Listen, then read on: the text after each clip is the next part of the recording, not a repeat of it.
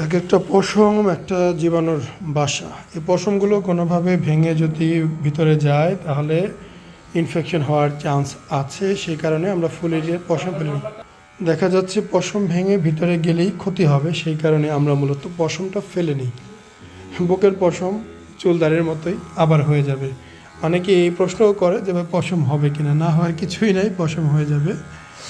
So আমরা just এই অংশটা ক্লিন করব। একটা এখানে দাগ দেখতে পাচ্ছেন, এগুলো হয়তো বা কোনো ঘা হয়েছিল বা কোনো কিছু, কতগুলো দাগ আছে বডিতে। আর নিচের অংশের লোমগুলো আমরা ফেলে দিই, কেননা কোনোভাবে কোনোটা ভেঙে আসলে ঝামেলা। সো ঝামেলা রাখবো না, একদমই লোমগুলো ক্লিয়ার করা হবে। সপ্তাহ 15 দিনের ভিতরে আবার লোম হয়ে যাবে, বুকে মাঝখানের ভিতরে একদমই লোম হয়ে যাবে।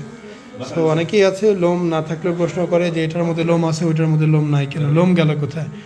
লোম কেটে ফেলা হয়, এবং যেহেতু অর্ধেক কাটবে অর্ধেক রাখবে এটাও ঝামেলা, এই জন্য আমরা সুন্দর করে কেটে দিই, পরিপূর্ণ দেহের চুলগুলোই একসাথে আবার বড় হয়ে যায়। তো এই হচ্ছে অবস্থাটা। শুরু হলো, কাজ শুরু হইলো ইনশাল্লাহ। আজকে যদি কেউ দেখা করতে চান বিকেল 5টায় চলে আসেন, রোগীদের সাথে দেখা করতে পারবেন। 2জন পেশেন্টের অপারেশন, বিকেল 5টায় আসলে আমাদের রোগীদের সাথে কথা বলতে পারবেন ইনশাল্লাহ। বিকেল 5টায় আসবেন।